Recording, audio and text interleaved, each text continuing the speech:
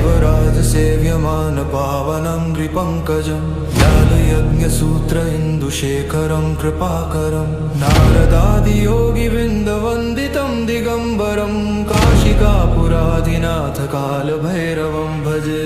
भानुकोटिभास्वरं भवाब्धितारकं परं नीलकण्ठमीप्सितार्थदायकं त्रिलोचनं कालकालमम्बुजाक्षमक्षशूलमक्षरं काशिकापुराधिनाथ कालभैरवं भजे।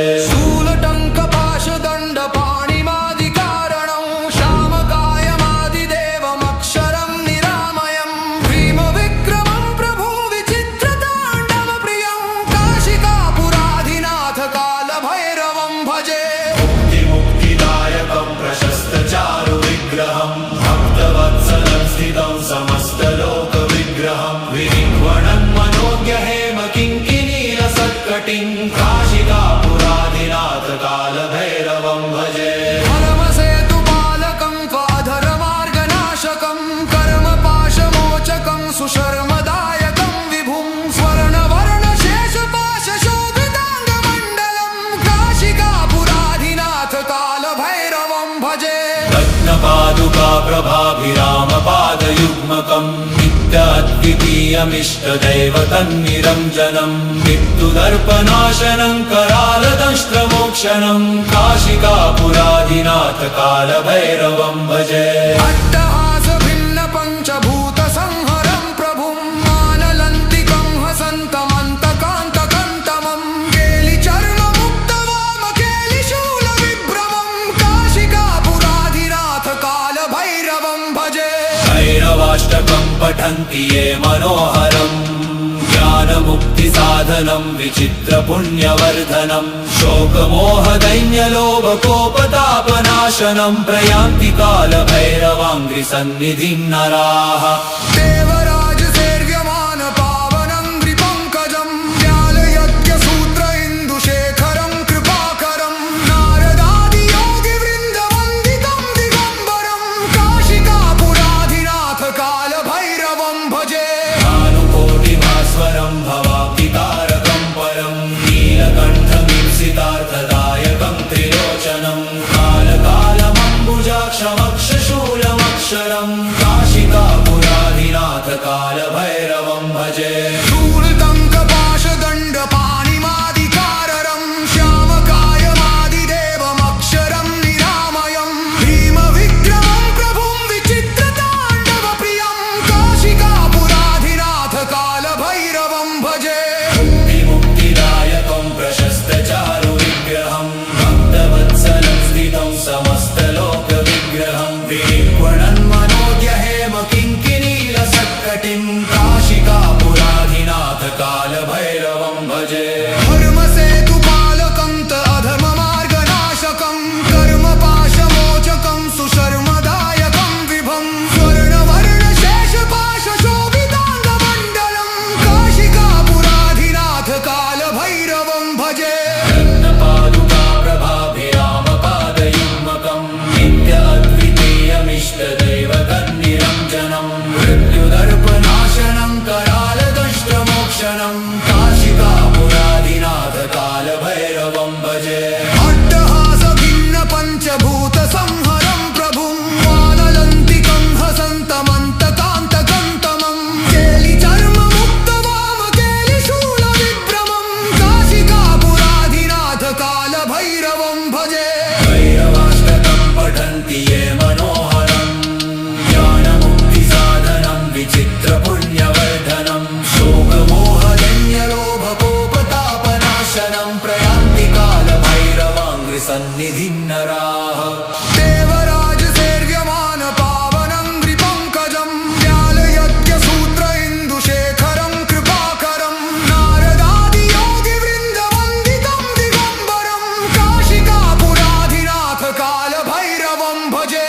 भानुकोटिभास्वरं भवाब्धितारकं परं नीलकण्ठमीप्सितार्थदायकं त्रिलोचनं कालकालमम्बुजाक्षमक्षशूलमक्षरं काशिकापुराधिनाथ कालभैरवं भजे। शूलटङ्कपाशदण्डपाणिमादिकारं श्यामकायमादिदेवमक्षरं निरामयं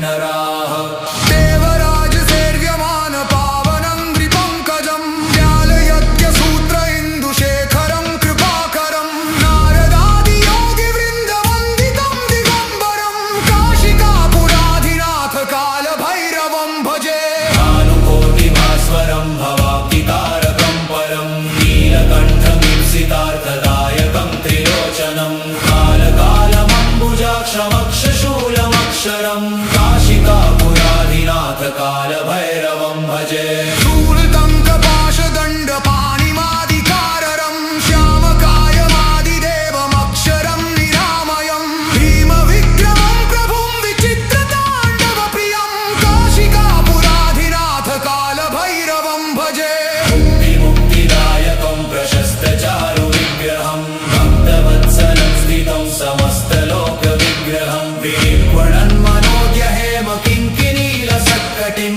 काशिकापुराधिनाथ कालभैरवं भजे धर्मसेतुपालकं त अधर्ममार्गनाशकं कर्मपाशमोचकं सुशर्मदायकं विभं स्वर्णवर्णशेषपाशशोभिताङ्गमण्डलं काशिकापुराधिनाथ कालभैरवं भजे रत्नपादुकाप्रभाभिरामपादयुग्मकं नित्याद्वितीयमिष्टदैवतन्निरञ्जनं मृत्युदर्पनाशनं करालदंष्ट्रमोक्षणं काशिकापुराधिनाथ कालभैरवं भजे अट्टहासभिन्नपञ्चभूतसंहरं प्रभुं वानलन्तिकं हसन्तमन्तकान्तकं तमं केलिचर्ममुक्तवामकेलिशूलविभ्रमं काशिकापुराधिनाथ कालभैरवं भजे भैरवाष्टकं पठन्ति ये मनोहरं ज्ञानमुक्तिसाधनं विचित्रपुण्यवर्धनं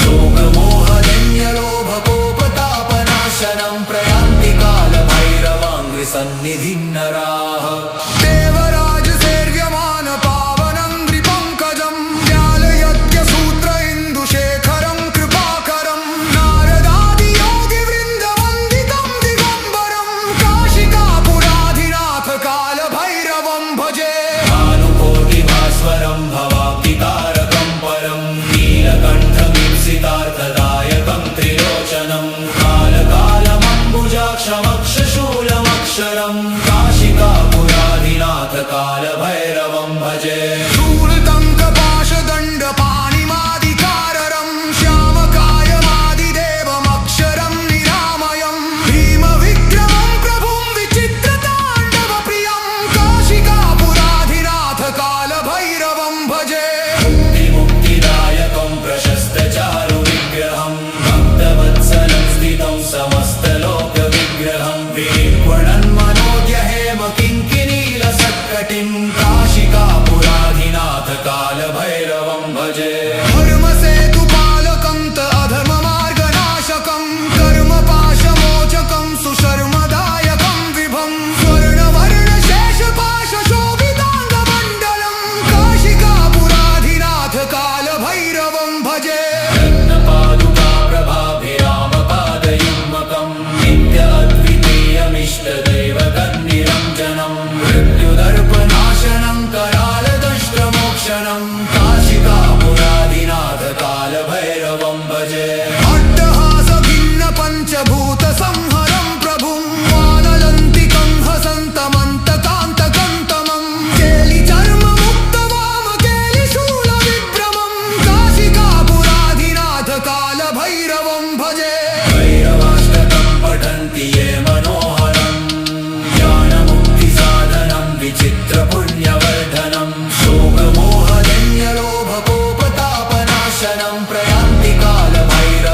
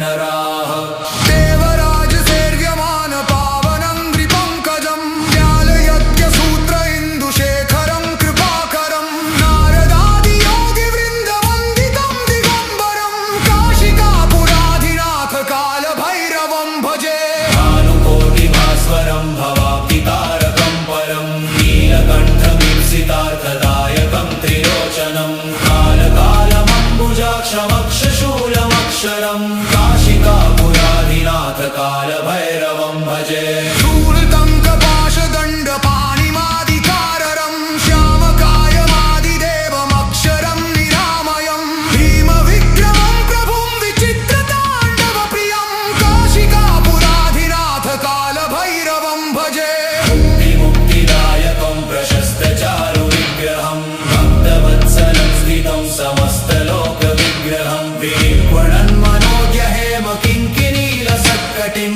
काशिकापुराधिनाथ कालभैरवं भजे धर्मसेतुपालकं त अधर्ममार्गनाशकं कर्मपाशमोचकं सुशर्मदायकं विभं स्वर्णवर्णशेषपाशशोभिताङ्गमण्डलं काशिकापुराधिनाथ कालभैरवं भजे रत्नपादुकाप्रभाभिरामपादयुग्मकं नित्याद्वितीयमिष्टदैवतन्निरञ्जनं मृत्युदर्पनाशनं करालदंष्ट्रमोक्षणं काशिकापुराधिनाथ कालभैरवं भजे अट्टहासभिन्नपञ्चभूतसंहरं प्रभुं वानलन्तिकं हसन्तमन्तकान्तकन्तमं केलिचर्ममुक्तवामकेलिशूलविभ्रमं काशिकापुराधिनाथ कालभैरवं भजे भैरवाष्टकं पठन्ति ये मनोहरं ज्ञानमुक्तिसाधनं विचित्रपुण्यवर्धनं